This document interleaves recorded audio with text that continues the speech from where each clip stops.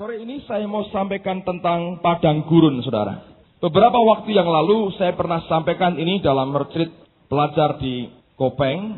Dan Tuhan dorong saya untuk menyampaikan secara lebih detail lagi karena banyak orang yang salah mengerti dengan terminologi ini, dengan pengertian akan padang gurun. Saya menganjurkan saudara membaca buku dari John Bevere, Kemenangan di Padang Belantara, dijual di belakang sana. Itu buku yang bagus sekali. Diterjemahkan dalam bahasa Indonesia. Saya dorong saudara untuk bisa membaca akan buku itu sampai habis. Dan saudara akan menikmati banyak pewahyuan yang luar biasa dari Allah lewat hamba Tuhan ini.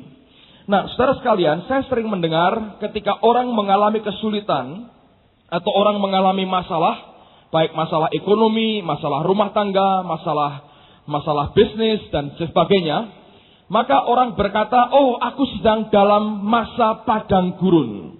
Jadi setiap kali kita melihat orang Kristen mengalami kesusahan, banyak yang mengidentikan akan keadaan itu dengan yang namanya padang gurun. Saya sempat bertanya kepada Tuhan, apakah betul bahwa setiap kesulitan yang dialami oleh orang-orang percaya itu identik dengan pengalaman padang gurun, terutama seperti yang dialami oleh Yesus? Ketika saya bandingkan dengan pengalaman Yesus, ternyata saya mendapati ada banyak faktor yang membuat kita harus berkata, tidak semua pengalaman buruk atau masalah yang dihadapi oleh orang-orang percaya itu identik dengan yang namanya padang gurun.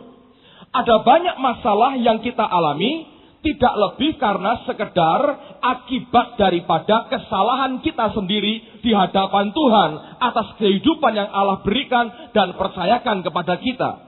Jadi tidak semua kesulitan yang hari ini dialami orang Kristen bisa diidentikan dengan padang gurun. Saya mau sampaikan beberapa aspek penting tentang padang gurun ini. Lalu yang terutama saya mau sampaikan bagaimana supaya kita bisa kuat dan siap, bahkan mengingini, kita ingin sekali dibawa oleh Roh Allah masuk kepada padang gurun yang ada. Hal yang pertama, saudara sekalian, untuk orang masuk ke padang gurun, tempat itu tidak pernah disediakan bagi orang yang lemah dan kerdil rohnya. Sebaliknya, fase padang gurun kehidupan kita, nanti saya jelaskan apa itu hanya diperuntukkan bagi mereka yang rohnya sudah kuat. Coba buka Lukas pasal yang pertama, ayat yang ke-80. Lukas pasal yang pertama, ayat yang ke-80. Ini tentang Yohanes Pembaptis. Alkitab berkata demikian. Adapun anak itu bertambah besar dan makin kuat rohnya.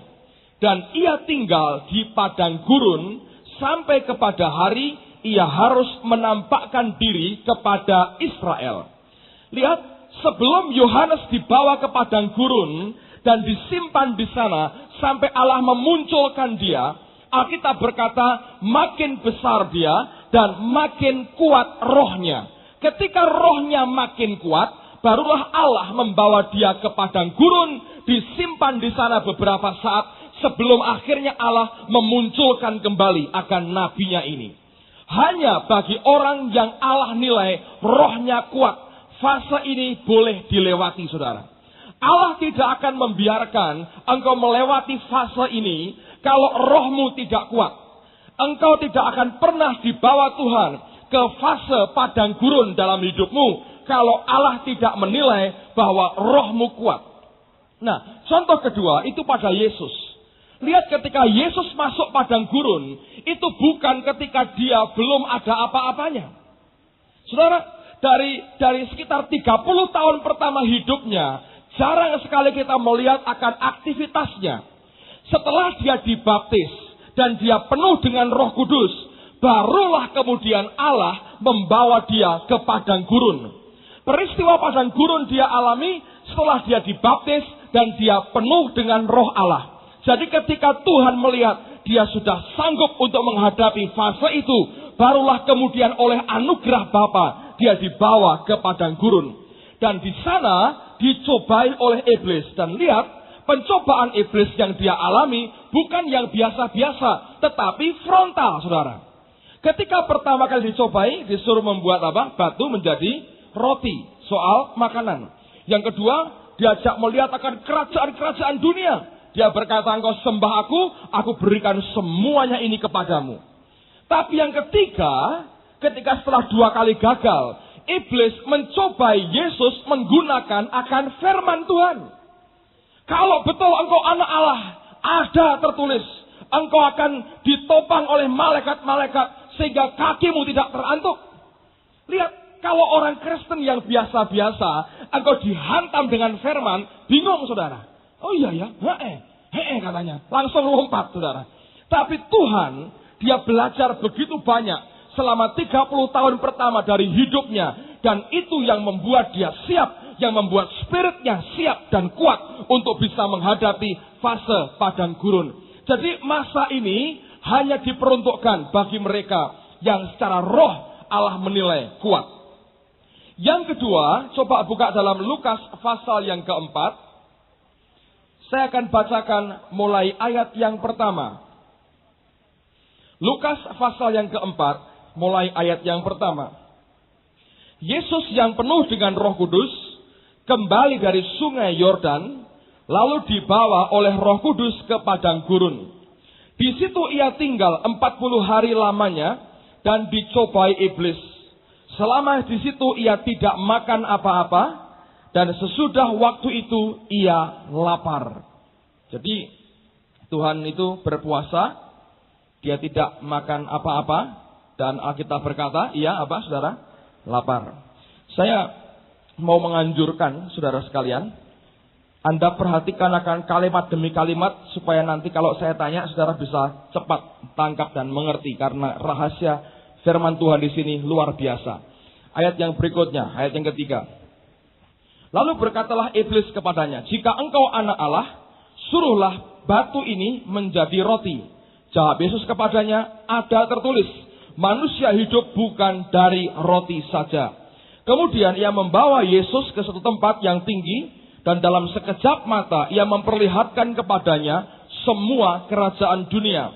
Kata iblis kepadanya, segala kuasa itu serta kemuliaannya akan kuberikan kepadamu, sebab semuanya itu telah diserahkan kepadaku dan aku memberikannya kepada siapa saja yang ku kehendaki.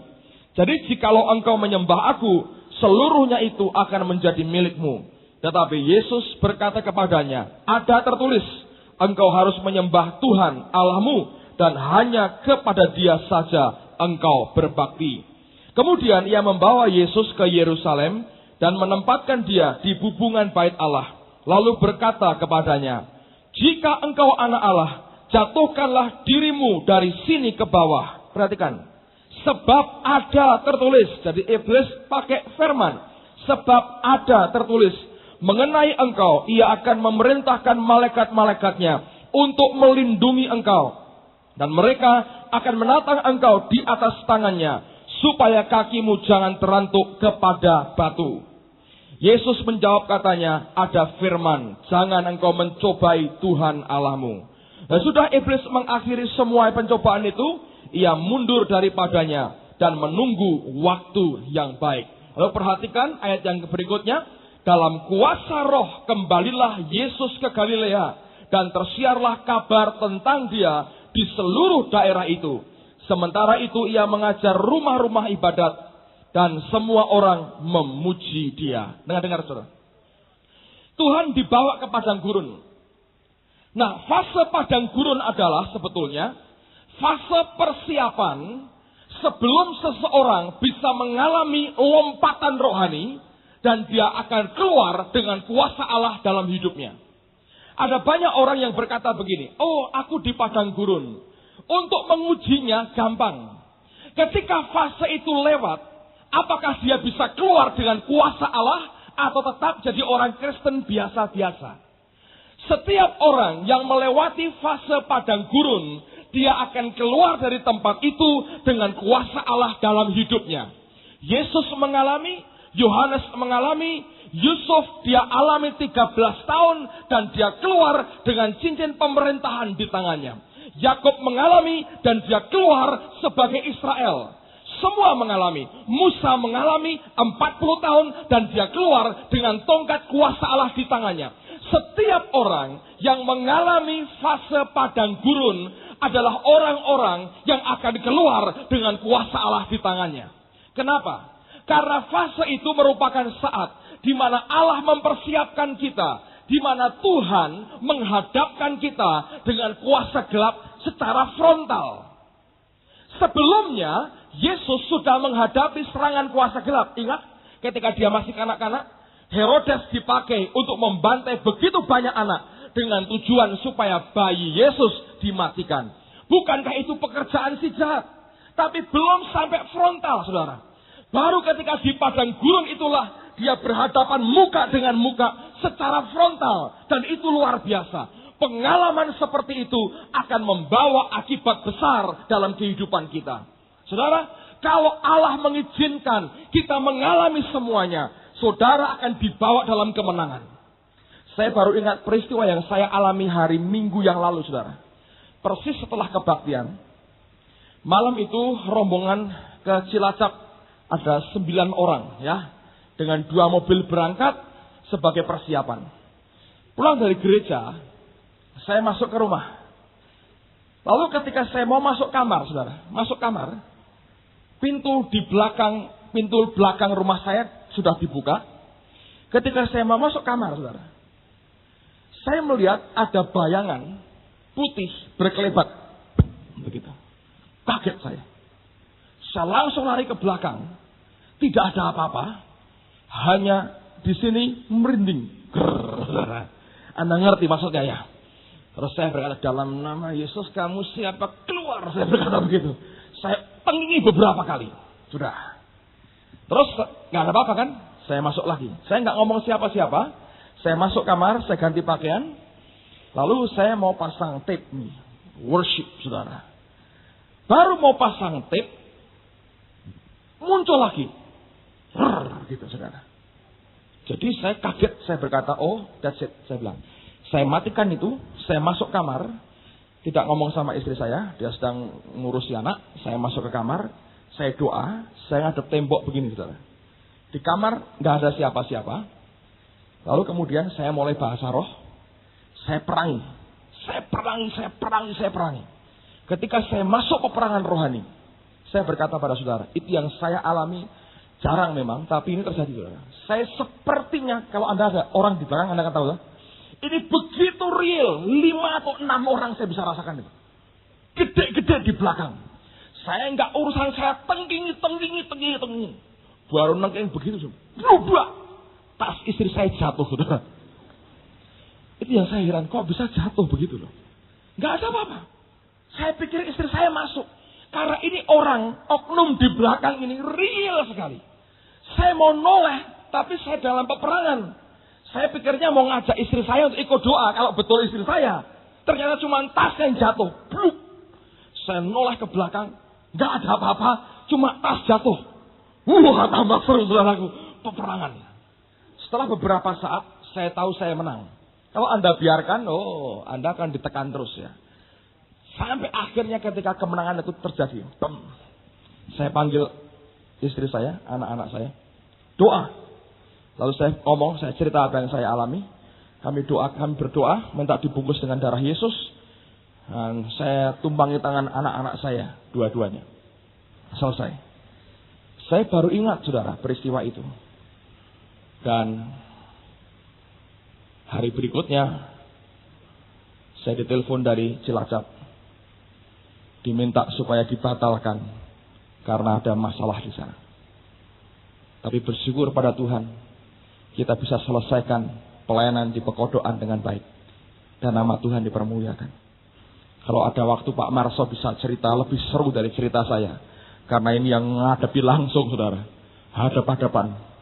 Tapi saya bersyukur kemenangan minggu malam itu. Akhirnya saya tahu. Allah memberikan kemenangan buat kita. Ada breakthrough terjadi, saudara. Itu hal yang tidak mungkin lagi. Tanggal 16 hanya diberi waktu 1 hari untuk ngurus. Dan Anda tahu, itu saat dimana setiap aparat pemerintahan mestinya mendengarkan pidato kenegaraan presiden. Tidak mungkin selesaikan masalah itu dengan cepat. Tapi luar biasa. Saya tahu setiap kali kita berhadapan frontal dengan kuasa gelap, kalau saudara menang, engkau akan nikmati akibatnya luar biasa. Amen. Nah, setiap orang Kristen, saya dengar saya, setiap kali kita menghadapi masalah, setiap saat kita berhadapan dengan kuasa gelap frontal, saya beritahu saudara, itu saat kemenangan yang luar biasa akan engkau nikmati dalam hidup saudara. Mestinya setiap orang Kristen berkata, Tuhan, kapan ketemu oknum ini? Gitu. Ini oknum ini kalau tinju itu cuma mukul, lari. Mukul, lari, saudara. Ketemu sekali berhadapan, hancur pasti dia. Nah, kalau dia sudah berani frontal seperti itu, tinggal tunggu tanggal mainnya. Kita mesti menang, saudara. Amen. Nah, masalahnya adalah, seringkali roh kita tidak cukup kuat untuk Allah berkata, tarung dengan dia. Nah, itu masalahnya. Yesus sebelum dia mulai pelayanan, dia tundukkan dulu penghulu di udara. Dia tundukkan di bawah kakinya. Dan dia keluar, dia beritakan firman. 3,5 tahun dia lewati gemilang tanpa hambatan. Kemenangan dia raih luar biasa. Hal yang sama dengan kehidupan kita. Semestinya setiap orang percaya mulai minta kepada Allah, Tuhan, kuatkan rohku, bentuk aku supaya kuat. Supaya satu kali kau boleh mengizinkan aku berhadapan frontal dengan kuasa gelap seperti ini. Ketika dalam fase seperti itu kau menghadapi begitu nyata, masa breakthrough, terobosan besar dalam hidup rohani saudara akan segera terjadi. Amen, saudaraku. Semua yang tidak mungkin dia buat jadi mungkin oleh karena kita menang dalam nama Yesus Tuhan. Nah, itu kemenangan. Begitu Tuhan menang, Alkitab berkata, dengan kuasa roh Allah, dia kembali ke Galilea. Apa yang dia sampaikan? Lihat akan ayat berikutnya. Lukas 4. Ayat 16. Ia datang ke Nazaret, tempat ia dibesarkan. Dan menurut kebiasaannya pada hari Sabat, ia masuk ke rumah ibadat. Lalu berdiri hendak membaca dari Alkitab.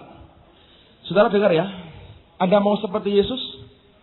Kebiasaannya setiap hari Sabat datang ke rumah ibadat. Kalau Anda datang kadang-kadang tidak, itu mengikuti kebiasaannya siapa? Saya nggak tahu. Tapi kalau kita mau seperti Yesus, setiap Sabat datang ke rumah ibadat. Amen, saudaraku. Teruskan, baca lagi. Kepadanya diberikan kitab Nabi Yesaya, dan setelah dibukanya, ia menemukan nas di mana ada tertulis. Lihat, perhatikan ini. Roh Tuhan ada padaku, oleh sebab ia telah mengurapi aku. Lalu dengar, berita pertama bunyinya bagaimana? Untuk menyampaikan kabar baik kepada siapa? Orang-orang apa? Miskin. Dengar. Banyak orang Kristen cari kekayaan. Salah besar. Alkitab berkata cinta akan uang itu akar segala kejahatan.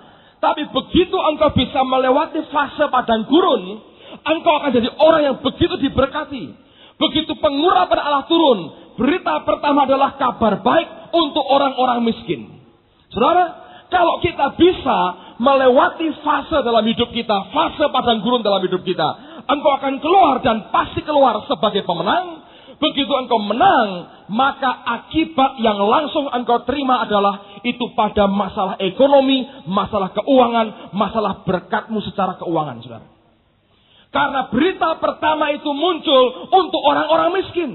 Begitu fase itu lewat, engkau tidak akan struggle lagi tentang uang, tentang berkat, tentang kebutuhan sehari-hari.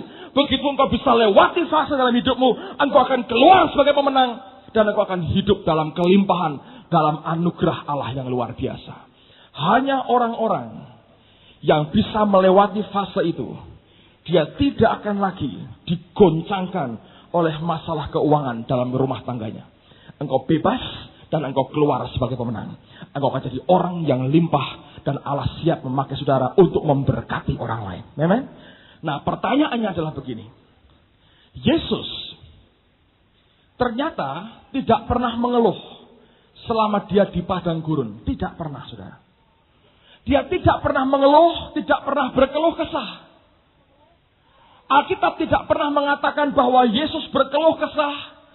Tuhan sepertinya menderita di padang gurun. Tidak sama sekali. Mengapa sampai dikatakan bahwa Tuhan tidak berkeluh kesah? Perhatikan saudara, perhatikan. Apa yang membuat Tuhan kita ini tahan menghadapi akan fase padang gurun? Lihat bersama dengan saya. Lukas pasal yang kedua, ayat yang ke-46 sampai dengan ayat yang ke-51. Lukas pasal yang kedua, ayat yang ke-46 sampai 51. Sesudah 3 hari mereka menemukan dia dalam bait Allah. Ia sedang duduk di tengah-tengah alim ulama sambil mendengarkan mereka dan mengajukan pertanyaan-pertanyaan kepada mereka. Dan semua orang yang mendengar dia sangat heran akan kecerdasannya dan segala jawab yang diberikannya. Dan ketika orang tuanya melihat dia, tercenganglah mereka. Lalu kata ibunya kepadanya, "Nak, mengapakah engkau berbuat demikian terhadap kami? Bapamu dan aku dengan cemas mencari engkau." Jawabnya kepada mereka, "Mengapa kamu mencari aku? Tidakkah kamu tahu bahwa aku harus berada di dalam rumah Bapakku?" Tetapi mereka tidak mengerti apa yang dikatakannya kepada mereka. Lalu ia pulang bersama-sama mereka ke Nazaret, dan ia tetap hidup dalam asuhan mereka. Dan ibunya menyimpan semua perkara itu di dalam hatinya. Dengar saudara. Yang membuat Yesus tahan dan melewati fase itu dengan mudah adalah karena sejak masa mudanya dia belajar untuk menyangkal akan dirinya sendiri. Umur 12 tahun sudah membuat para alim ulama tercengang. Umur 12 tahun. Lalu kemudian dalam keadaan seperti itu sudah lebih hebat dari orang tuanya. Alkitab berkata, ia tetap dalam asuhan mereka. Dan sejak peristiwa itu, tidak terdengar lagi apa yang dibuat oleh Yesus. Sepertinya tokoh ini hilang, lalu muncul ketika dia berusia 30 tahun. Berarti sekitar 18 tahun, dia sepertinya hilang, dan dia menekan akan kemauan pribadinya sendiri. Itu bukan perkara yang mudah. Seorang jenderal tunduk pada perintah sersan, saudara. Itu bukan hal yang gampang. Tapi itu yang dia alami. Selama sekian tahun hidup dalam penyangkalan diri. Nah, ketika dia masuk padang gurun, dia mampu melewatinya dengan baik. Hanya orang yang biasa hidup dalam penyangkalan diri, dia akan mampu dibawa Allah masuk ke fase padang gurun. Mengapa, saudara? Dengar. Ketika kita sangkal diri kita, saya berulang-ulang berkata, maka akibat yang langsung adalah dari dalam rohmu akan memancar akan air kehidupan. Itulah sebabnya kalau Anda perhatikan dalam Injil, selama di padang gurun tidak pernah dikatakan Yesus kehausan. Hanya dikatakan dia tidak makan, lalu kemudian dia lapar. Saya berdoa, dan ini yang saya katakan, memang disengaja oleh penulis Alkitab. Dikatakan bahwa dia memang dikatakan hanya lapar dan tidak ditulis bahwa dia haus. Kenapa? Karena dia dalam dirinya sendiri ada sumber air kehidupan. Setiap orang yang belajar untuk menyangkal dirinya sendiri, orang itu akan memiliki sumber mata air kehidupan di dalam rohnya. Nah, air kehidupan inilah yang menyegarkan akan hidupnya, yang membuat dia tahan menghadapi fase padang gurun. Coba buka Yohanes pasal yang keempat. Injil Yohanes pasal yang keempat. Lihat pada ayat yang ke-10. Yohanes 4, ayat 10 sampai 14. Yohanes 4. Jawab Yesus kepadanya, "Jikalau engkau tahu tentang karunia Allah dan siapakah dia yang berkata kepadamu, berilah aku minum, niscaya engkau telah meminta kepadanya, dan ia telah memberikan kepadamu air hidup." Kata perempuan itu kepadanya, "Tuhan, engkau tidak punya timba, dan sumur ini amat dalam. Dari manakah engkau memperoleh air hidup itu? Adakah engkau lebih besar daripada bapa kami Yakub, yang memberikan sumur ini kepada kami, dan yang telah minum sendiri dari dalamnya, ia serta anak-anaknya dan ternaknya?" Jawab Yesus kepadanya, "Barang siapa minum air ini, ia akan haus lagi. Tetapi barang siapa minum air yang akan kuberikan kepadanya, ia tidak akan haus untuk selama-lamanya. Sebaliknya air yang akan kuberikan kepadanya akan menjadi mata air di dalam dirinya, yang terus-menerus memancar sampai kepada hidup yang kekal. Ketika dia memberikan dan dia miliki air kehidupan, itu menjadi mata air dalam kehidupan kita. Saudara tahu binatang apa yang paling tahan di padang gurun? Apa? Onta. Kenapa dia tahan, saudara? Onta itu punya punuk, ya. Bahasa Jawa bilang punuk. Itu tempat apa? Menyimpan air. Dia kalau minum, berliter-liter dia minum. Itu bukan langsung dihabiskan. Sebagian dia punya tandon di sini. Dia simpan pada punggungnya, pada punuknya. Ketika padang gurun dia lewati dan dia haus, dia keluarkan sedikit, sedikit, sedikit. Makanya kalau orang sudah mau mati di padang gurun, dia buat apa? Dia bunuh ontanya dan dia ambil air yang disimpan di punggung daripada onta itu. Anda mengerti? Kalau kita punya sumber mata air hidup dalam kehidupan kita, engkau bisa nyumber mengeluarkan air sendiri. Onta tidak bisa keluar sumber air, dia simpan air. Tapi kalau kita dalam hidup kita punya sumber mata air kehidupan, sekering apapun keadaan sekitar kita, engkau akan tetap bertahan dan engkau akan tetap segar, saudara. Engkau bukan hanya bisa minum, engkau bisa shower kalau perlu, atau saudara bisa berendam, saudara, kalau perlu. Karena dari dalam hidupmu keluar akan mata air kehidupan yang begitu limpah. Dan itulah sebabnya Alkitab tidak mengatakan Yesus kehausan di padang gurun. Karena dari dalam hidupnya memancar akan air kehidupan. Dari mana itu munculnya? Ketika dia belajar menyangkal dirinya sejak masa mudanya. Saya buktikan. Buka firman Tuhan sekarang. Ulangan pasal yang ke-8. Kitab Ulangan pasal yang ke-8. Ayat yang ke-15. Ulangan pasal 8. Ayat yang ke-15. Ulangan 8:15. Dan yang memimpin engkau melalui padang gurun yang besar dan dahsyat itu dengan ular-ular yang ganas, serta kalajengkingnya dan tanahnya yang gersang, yang tidak ada air. Dia yang membuat air keluar bagimu, perhatikan, dari gunung batu yang keras. Saya ulangi kalimat terakhir, perhatikan. Dia yang membuat air keluar bagimu dari gunung batu yang keras. Dengar, saudara. Ketika orang Israel terima air dari gunung batu yang keras, kali yang pertama, gunung itu untuk mengeluarkan air diapakan, saudara? Diapakan? Dipukul. Kali yang kedua, diapakan? Seharusnya diperintahkan. Musa tidak taat, dia pukul lagi. Oke? Siapakah gunung batu itu? Yesus pasti. Tapi jangan lupa, Tuhan yang sama berkata kepada Petrus, engkau adalah Petra. Itu jamak. Engkau adalah batu karang. Dan di atas batu karang ini, aku akan dirikan dan bangun gerejaku.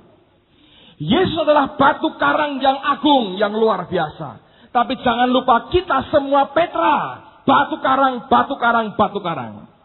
Kalau engkau mengizinkan tongkat Tuhan menghantam akan hidupmu, maka dari hidupmu akan terpancar air kehidupan. Begitu air terpancar dari hidup saudara, maka kali yang berikutnya tidak perlu kau dipukul lagi. Cukup dikatakan dan air akan keluar sendiri. Lihat lagi. Buka Bilangan pasal yang ke-21. Nanti saya akan jelaskan, saudara. Bilangan 21. Ayat yang ke-16 dan 17. Bilangan 21 ayat 16 dan 17. Dari sana mereka ke Beer. Inilah sumur di mana Tuhan berfirman kepada Musa, kumpulkanlah bangsa itu maka aku akan memberikan air kepada mereka. Pada waktu itu orang Israel menyanyikan nyanyian ini. Berbual-bualah hai sumur. Mari kita bernyanyi-nyanyi berbalas-balasan. Yang pertama Allah yang berikan air itu. Yang kedua, mereka cukup menyanyi. Mereka berkata, berbual-bualah, dan sumur itu berbual-bual. Dengar saudara, Daud pernah berkata, mengapa engkau tertekan, hai jiwaku? Bersorak-sorailah, bersukacitalah. Aneh sekali. Kenapa dia berani berkata begitu? Orang bersorak-sorai, bersukacita, secara manusia tentu ada alasannya. Kalau ada berkat, ada kesehatan, ada anugerah tertentu, kita bersukacita. Tapi ketika dia tertekan, dia lesu, dia berkata, mengapa engkau tertekan, hai jiwaku? Bersukacitalah, bergembiralah. Dan Paulus berkata, aku katakan kepadamu, bersukacitalah. Ini aneh. Kenapa? Sepertinya hidup kita bisa diperintah. Itu bukan dari hidup manusiawi kita. Itu dari roh kita. Kalau manusia kita siap diremukkan Tuhan, kita belajar menyangkal daging kita. Dari roh kita akan terpancar air kehidupan. Begitu air ini keluar, sekali dia keluar, lain kali saudara, tidak perlu ada permukaan lagi. Cukup kau berkata, hei jiwaku, bersukacita, dan engkau bersukacita. Pernahkah Anda mengalami ketika bangun pagi, sepertinya semua berat, dan sepertinya banyak hal menekan kita.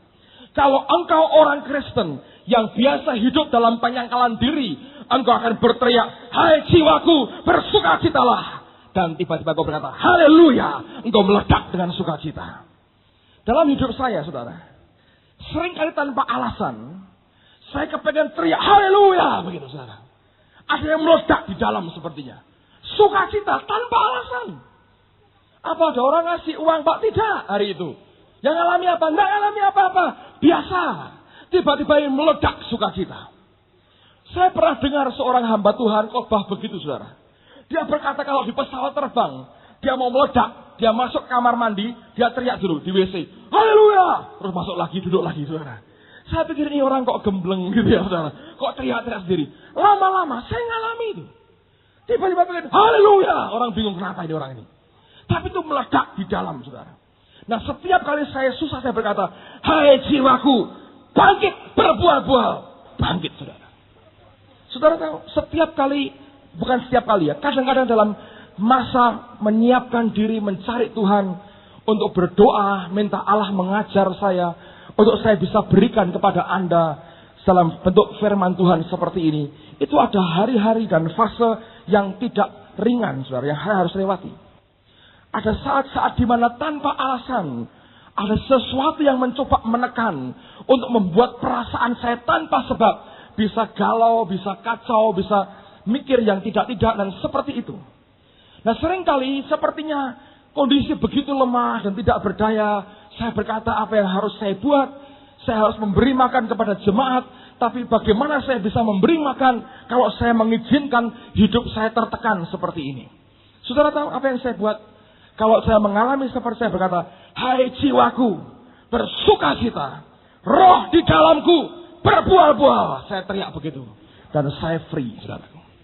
Pada waktu itu saya bisa merasakan Tuhan begitu dekat dan dia mengajar saya. Amen, saudaraku.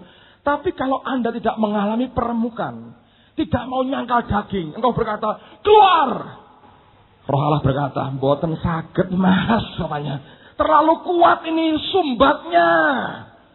Sebelum jebol sumbatnya, nggak bisa, saudara. No, jatuhkan kitabnya. Saudara, tanpa itu nggak mungkin. Ini harus dijebol dulu, disumbat, dibongkar dulu. Baru ketika engkau tertekan, engkau bisa berkata seperti Daud. Hai jiwaku, memujilah Tuhan. Lo muji kok disuruh. Bersukacitalah, bergembiralah karena dia itu baik. Kok bisa begitu? Karena proses peremuannya terjadi, saudara.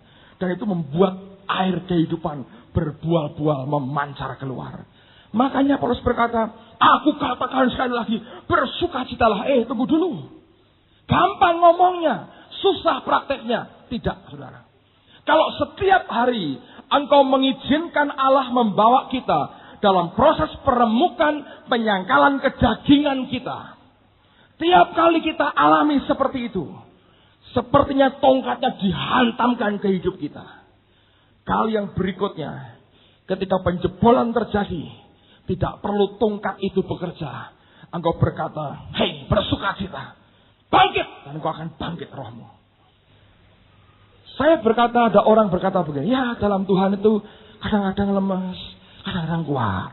Kadang-kadang lemas, kadang-kadang kuat. Kenapa bisa begitu, saudara? Karena orang itu belum mengalami breakthrough, penjebolan dalam hidupnya. Kalau engkau sudah mengizinkan Allah proses kehidupan kita sampai hancur dan terbuka, itu akan membuat engkau berbual-bual. Begitu kau tertekan, engkau berkata, hai bangkit. Bangkit, saudara. Kalau tidak, siapa yang tahan, saudara? Tidak ada orang tahan. Dia akan up and down, up and down. Kristen yuyu, saudara. Makanya banyak orang Kristen begini. Kalau diberkati, mumpung diberkati. Baik Tuhan, sampai ketemu pada hari susahku lagi. Tinggalkan Tuhan, hidup seenaknya kedagingan. Kandeli dagingnya, saudara. Kolesterol rohani, saudaraku. Wah, luar biasa. Nanti hari susah, teriak-teriak sama Tuhan. Tidak ada gunanya. Kalau saudara bisa ngerti prinsip ini, saudara, kekristenan kita akan berkemenangan. Saya bertobat tahun 79, sudah 15 tahun lebih sampai dengan hari ini. Saya mau katakan tidak ada satu hari pun saya mundur dan tinggalkan Tuhan. Tidak satu hari pun, saudara. Bukan oleh karena kekuatan saya, tapi anugerah di dalam Dia. Kalau kita mengizinkan Allah membuat penjebolan breakthrough dalam kehidupan kita, pada waktunya engkau akan mengalami anugerah Allah yang besar. Amen. Nah, perhatikan ini sekarang. Yesaya pasal 12. Apa yang dikatakan oleh firman Tuhan ini? Yesaya pasal 12 ayat yang ketiga. Yesaya 12 ayat yang ketiga. Maka kamu akan menimba air dengan kegirangan dari mata air keselamatan. Dalam bahasa Inggrisnya dikatakan, oh, the joy of drinking deeply from the fountain of salvation. Oh, betapa sukacitanya bisa minum begitu banyak, begitu dalam dari mata air, fountain keselamatan. Mata air keselamatan. Kalau itu keluar dari hidup kita, kita bisa nikmati begitu dalam, begitu banyak yang Dia beri. Dan berkata, oh the joy, sukacita. Karena kita bisa minum begitu dalam dari apa yang Allah beri. Yesaya 43. Yesaya 43. Kemarin saudara Charlie membacakan ini buat saya. Saya percaya betul ini firman dari Tuhan. Ceritanya begini, dengar dulu saya baik-baik. Saya kemarin sampai sore, saya ngomong sama istri saya. Badan saya capek sekali sebelumnya. Saya pengen tidur tapi nggak tidur. Saya berkata begini, saya lagi tunggu Tuhan. Apa yang Tuhan mau sampaikan kepada umatnya besok. Jadi saya berdoa, saya tunggu Dia. Hati saya terbuka. Saya tahu Tuhan tidak jauh, tapi belum bicara, saudara. Saya tidak berani ngutak-atik sendiri apa yang saya mesti sampaikan. Saya berdoa, Tuhan, saya mesti bicara apa besok. Ini sudah hari Sabtu, tidak tahu apa. Kadang-kadang seminggu sebelumnya Allah sudah berbicara, itu enak buat saya. Santai, tinggal berdoa. Saya ngerti apa yang saya harus sampaikan. Kalau sudah mepet sampai Sabtu malam, saudara, saya bilang, Tuhan, kalau engkau nggak bicara, ya sudah. Saya besok maju dengan catatan kosong, Alkitab tertutup, saya nggak tahu mesti ngomong apa. Kemudian ketika itu saya berdoa dan Tuhan mengajar saya tentang padang gurun ini. Ketika selesai, saya ngomong sama istri saya begini. Saya bilang, Yesus tidak haus di padang gurun. Kenapa? Dan istri saya rupanya sudah mengerti banyak dan rohani. Dia berkata, karena nyumber dari dalam. Bagus, saya berkata. Terus dia berkata, iya dong. Sudah kawin berapa tahun gak pintar-pintar katanya. Nah, itu saya bilang. That's good, saya bilang. Lalu saya ke kantor, saya bilang, waduh, Allah mengajar saya. Berkobar-kobar roh saya. Saya bilang, saya mau ke kantor. Saya mau tulis dulu. Nanti mau temui beberapa teman juga. Sampai ke kantor, ada beberapa teman sedang sharing. Saya suka di gereja ini juga. Orang datang kumpul-kumpul buka firman. Bukan ngerasani si A, ngerasani si B. Sharing firman. Saya yakin mereka tidak ngawur. Karena saya diberkati dengan sharing teman-teman ini. Kalau sudah sharing saya bingung, ini pendetanya yang mana saudara sebetulnya. Karena semua mengeluarkan apa yang dari Tuhan dan semua luar biasa memberkati. Jadi saya mau khotbah enak juga kadang-kadang saya kumpulkan aja kadang-kadang ya. Ayo kamu sharing gitu, bagus juga buat saya kadang-kadang begitu. Jadi ketika itu saya lihat mereka sedang sharing, sedang asik. Ini Charlie ini dengan gaya seperti pendeta dia mulai berbicara gitu ya. Saya tanya gini, Charlie, saya bilang, Yesus di padang gurun tidak kehausan, kenapa? Dia nggak jawab pertanyaan saya, dia bilang, tunggu pak, saya dapat ayat katanya. Nah saya bacakan ini ayat dari Charlie saudara. Yesaya 43 ayat 19. Saya tanyai malah dia jawabnya lain. Tapi bagus sekali. Saya mau bacakan mulai ayat 19. Yesaya 43. Lihat aku hendak membuat sesuatu yang baru. Yang sekarang sudah tumbuh. Belumkah kamu mengetahuinya? Ya, aku hendak membuat jalan di padang gurun dan sungai-sungai di padang belantara. Binatang hutan akan memuliakan aku, serigala dan burung unta. Sebab, perhatikan, aku telah membuat air memancar di padang gurun dan sungai-sungai di padang belantara untuk memberi minum umat pilihanku, umat yang telah kubentuk bagiku dan memberitakan kemasyuranku. Oleh karena hal ini, loh saudara, dia berkata, itu merupakan hal yang baru. Nah, dengar baik-baik. Sekarang apa pengaruhnya dengan padang gurun? Anda akan tahu. Begitu kita ada peremukan dari Tuhan, air hidup ini akan memancar keluar. Apa akibatnya? Yang pertama, engkau akan segar oleh karena air itu. Tapi akibat berikutnya apa? Buka Yehezkiel pasal yang terakhir, pasal 47. Yehezkiel 47. Malam ini kita banyak baca ayat supaya saudara semua dan saya juga makin mengerti akan firman Tuhan. Yehezkiel 47 ayat yang ke-12. Yehezkiel 47 ayat 12. Pada kedua tepi sungai itu tumbuh bermacam-macam pohon buah-buahan yang daunnya tidak layu dan buahnya tidak habis. Tiap bulan ada buahnya yang baru, sebab pohon-pohon itu mendapat air dari tempat kudus itu. Buahnya menjadi makanan dan daunnya menjadi obat. Ini bicara tentang sungai yang keluar dari bait suci. Paulus berkata, kita ini bait Roh Kudus, bait suci Allah. Sungai yang keluar dari bait suci ini, Alkitab berkata, pada kedua tepinya tumbuh bermacam-macam pohon buah-buahan. Daunnya tidak layu, buahnya tidak habis-habis. Tiap bulan ada buahnya yang baru. Dengar saudara, begitu sungai itu keluar dari kehidupan kita, maka buah-buah akan muncul dalam kehidupan kita. Begitu sungai di dalam ini memancar keluar, engkau bukan hanya disegarkan, tapi akan muncul buah-buah dalam kehidupanmu. Nah sekarang perhatikan, saya sampai pada bagian yang terakhir. Dengar baik-baik, Anda perhatikan dua ayat terakhir sebelum kita selesai. Keluaran pasal 28. Kitab Keluaran pasal 28. Ayat yang ke-33 sampai 37. Sampai 34 saja saya bacakan. Keluaran 28 ayat 33. Pada ujung gamis itu haruslah kau buat buah delima dari kain ungu tua, kain ungu muda, dan kain kirmisi. Pada sekeliling ujung gamis itu dan di antaranya berselang-seling giring-giring emas. Giring-giring itu bel, lonceng kecil, giring-giring ya. Sehingga satu giring-giring emas dan satu buah delima selalu berselang-seling pada ujung gamis itu. Haruslah gamis itu dipakai Harun apabila ia menyelenggarakan kebaktian, dan bunyinya harus kedengaran apabila ia masuk ke dalam tempat kudus di hadapan Tuhan, dan apabila ia keluar pula, supaya ia jangan mati. Bandingkan ayat yang terakhir, Keluaran pasal 39 ayat yang ke-22. Keluaran 39 ayat yang ke-22. Dibuatnyalah gamis baju efod buatan tukang tenun dari kain ungu tua seluruhnya. Leher gamis itu di tengah-tengahnya seperti leher baju sirah.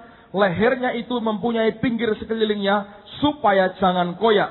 Dibuat merekalah pada ujung gamis itu buah delima dari kain ungu tua, kain ungu muda, dan kain kirmisi yang dipintal benangnya.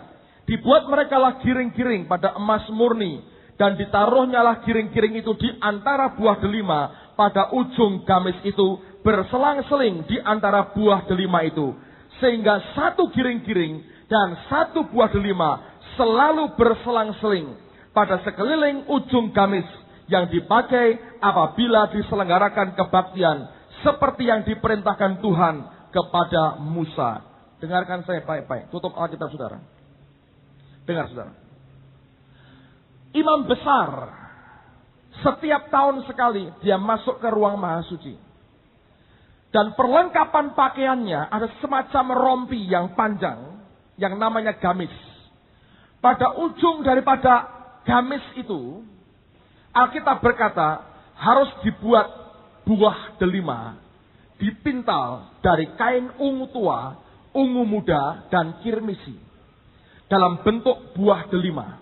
Lalu setelah buah-buah itu dibuat, Alkitab berkata di tengah-tengahnya harus ditempelkan giring-giring bel kecil, berselang-seling buah bel, buah bel, buah bel, buah bel. Dan ketika dia masuk ke ruang Mahasuci, itu harus berbunyi. Alkitab berkata apa? Supaya ia tidak mati. Dengar saya baik-baik saudara. Saudara akan tahu hasil daripada apa yang kita bicarakan malam hari ini. Sebagian Anda mungkin susah menangkapnya. Tapi saya mau simpulkan dengan satu hal ini. Anda dengar baik-baik. Ketika kita mengizinkan Allah menghancurkan kedagingan kita, membuat kita menjadi orang-orang yang menyangkal daging kita, maka mata air kehidupan itu akan memancar keluar dari kehidupan kita. Amen. Ketika air itu memancar, yang pertama kita minum, kita disegarkan kembali oleh karena air kehidupan, the living water. Bukan hanya itu, air yang memancar ini menjadi sungai. Dan karena sungai itu akan tumbuh pohon buah-buahan yang tiap bulan mesti menghasilkan buah yang baru yang tidak pernah habis. Hasil penyangkalan kedagingan kita akan membuat kita jadi orang Kristen yang berbuah. Nah, dengar. Imam besar Harun untuk bisa menghadap di ruang Mahasuci, dia harus punya buah. Tapi di antara buah itu harus ada bel kecil, giring-giring. Apa itu saudara? Saya percaya bel itu adalah urapan Tuhan dan karunia roh. Tradisi manusia ini berabad-abad. Ketika ada hal ingin disampaikan, bel itu dibunyikan. Ya, sekian abad gereja Katolik membunyikan bel sebagai tanda. Di sekolah, di asrama, orang pakai bel sebagai tanda. Ketika bel itu berbunyi, itu menarik perhatian orang-orang di sekitarnya untuk menoleh kepada bel yang berbunyi itu. Ketika pengurapan ada di atas Yesus, Alkitab berkata, mata semua orang memandang kepada dia. Tapi bel itu, dia berbunyi bukan karena berbenturan dengan bel yang lain, tapi diapit oleh buah. Berselang-seling buah, bel, buah, bel, buah, bel. Tahukah Anda ada 9 karunia roh, tapi juga ada 9 buah roh. Amen. 1 Korintus pasal 12 bicara tentang karunia. 1 Korintus 13 tentang buah. Pasal 14 tentang karunia lagi. 2 karunia, di tengahnya ada buah. 2 buah, di tengahnya ada karunia. Begitu buah dalam hidup kita keluar, saudara. Dan itu terjadi semua di padang gurun. Begitu buah itu keluar, dengan sendirinya bel, gift dari Allah akan keluar dari hidup saudara. Kenapa Yesus keluar dari padang gurun dengan power yang luar biasa?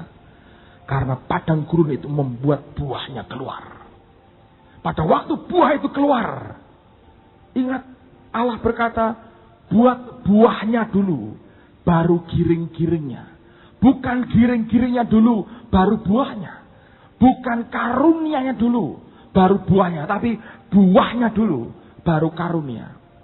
Makanya Alkitab berkata, kejar kasih. Tapi sekedar ingini saja karunia itu. Jangan kejar karunia, ingini saja. Karena Allah akan memberikannya dengan sendirinya kepada kita. Banyak orang dipenuhi Roh Kudus, tapi tidak ada manifestasi kuasa yang begitu kuat dalam hidupnya. Kenapa? Karena giring-giringnya tidak bisa keluar dipasang. Kenapa? Tidak ada buah dalam hidupnya. Dia harus berbenturan dengan buah itu. Baru bel itu berbunyi, saudara. Kecuali bel itu berbenturan dengan buah, tidak mungkin dihasilkan bunyi seperti yang Tuhan inginkan. Dengar. Saya baca kesaksian Smith Wigglesworth. Ada belasan orang mati bangkit lewat pelayanannya. Ada ribuan orang disembuhkan lewat pelayanannya. Saudara tahu, itu bukan diusahakan.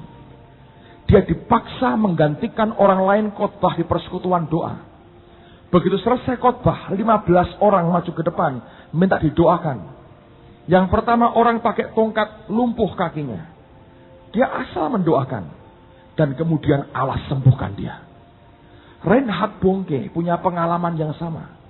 Pendeta yang harusnya khotbah, pulang, dia harus mendoakan orang sakit. Tidak ada persiapan apa-apa. Tapi tiba-tiba giring-giringnya keluar dan kesembuhan terjadi. Catherine Coleman tidak tahu ketika dia sedang berkhotbah, seorang wanita yang sakit kanker disembuhkan Tuhan. Tidak pernah diusahakan. Mereka hanya mengingini, tapi kejar kasih. Begitu kau mengejar buah, dengan sendirinya bel-bel kecil itu akan berbunyi. Ketika Allah siap, Allah melihat, dia sudah punya buah begitu banyak. Taruh di tiap buah itu giring-giring, bel, bel, bel. Maka ketika buah makin lebat, makin banyak giring-giring yang keluar. Dan ketika engkau bergerak, itu akan berbunyi. Dan engkau akan punya benefit. Engkau akan punya akses untuk langsung masuk menghadap kepada Allah di ruang maha sucinya, saudara. Tahukah Anda buah itu muncul dimulai ketika ada air yang keluar dari roh kita. Dan air itu muncul ketika engkau menyangkal akan daging. Fase padang gurun itu fase di mana hidup kita akan berbuah begitu banyak. Kalau bisa keluar air kehidupan dari roh saudara. Dan air itu hanya keluar kalau engkau izinkan tongkatnya menghantam petra kehidupan kita. Saudara bisa ngerti yang saya maksudkan? Kalau engkau bisa pegang ini, saya berani katakan, dalam waktu beberapa saat lagi, gereja ini akan diisi oleh orang-orang yang kaya dengan karunia.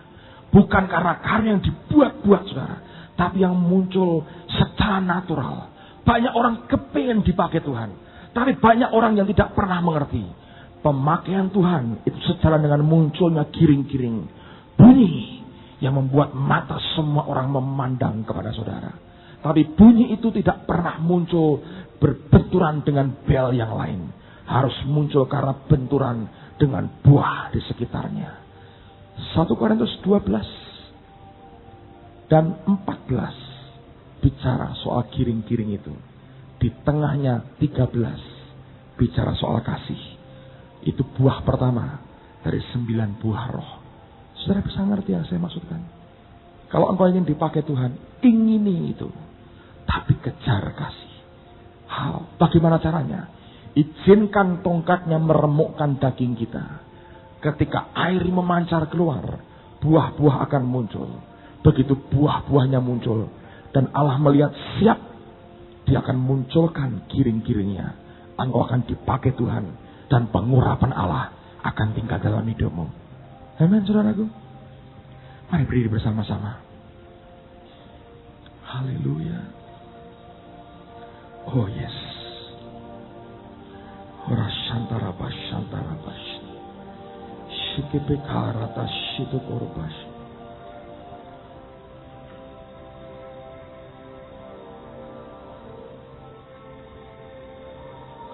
Ora shantara bas. Saya teringat seorang hamba Tuhan. Dia menaikkan akan pujian ini.